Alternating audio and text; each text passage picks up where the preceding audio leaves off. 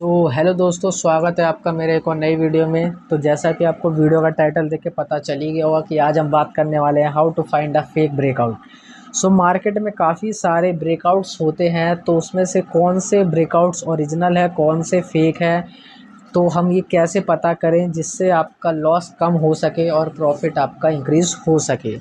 तो basically market में जो ब्रेकआउट होते हैं वो 3 सिनेरियो पे डिपेंड करते हैं। पहला सिनेरियो ये बन सकता है कि मार्केट अगर ब्रेकआउट दिया है तो उसी ट्रेंड में कंटिन्यूएशन कर सकता है। देन दूसरा आपका ये हो सकता है कि मार्केट रीटेस्ट करे, देन उसके बाद अपने ट्रेंड के साइड कंटिन्यू करे। देन तीसरा सिनेरियो ये बन सकता है कि जो आपका ये ब्रेकआउट हो रखा है ये एक फेक ब्रेकआउट हो। तो आज हम बात करने वाले कि फेक ब्रेकआउट को कैसे पहचाने। चलता हूँ चार्ट फिलहाल अभी है मैंने ओपन कर रखा है एनजेडी सीएचएफ का, जो 5 मिनट का फिलहाल एक कैंडल है। तो आप देख सकते हैं कि फिलहाल कुछ घंटे से मार्केट अप ट्रेंड में था, देन इसने मेरे रेजिस्टेंस लेवल को ब्रेक करा और उसी साइड कंटिन्यूएशन में रखा। अब मैं आपको एक चीज़ और बताने वाला हूँ। देखिए, मार्केट अगर कंसोलिडेशन कर रहा है कुछ घंटों से, तो इतना माइंड में आप सेट कर लीजिए कि जिस साइड भी वो ब्रेकआउट या ब्रेकडाउन देने वाला है, और अगर वो ब्रेकडाउन या ब्रेकआउट ओरिजिनल है तो तगड़ा मूव उस साइड खींचने वाला है।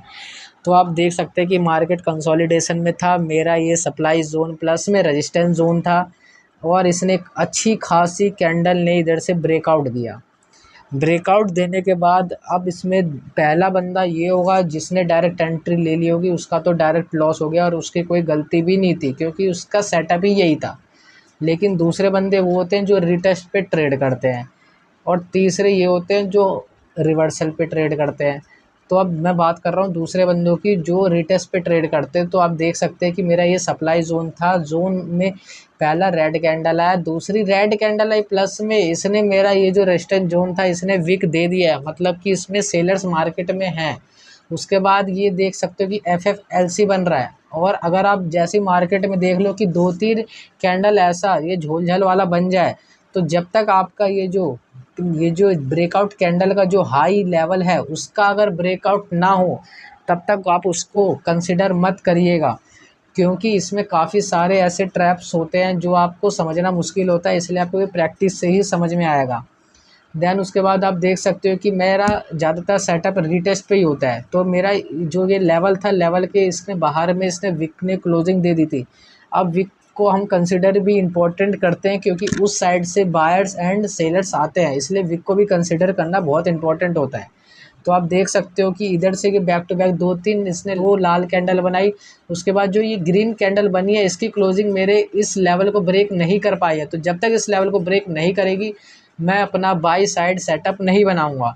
तो आप देख सकते हो कि बार बार एफ एफ एल सी बनाया, देन इसने मेरे सप्लाई जोन को ब्रेक करा। उसके बाद continuously back to back 4-5 candle इसने रेड बनाया, देन इसने प्लस माइनस का एरर दिया, और काफ़ी हायर चांसेस है कि ये वाली कैंडल भी रेड ही बनेगी।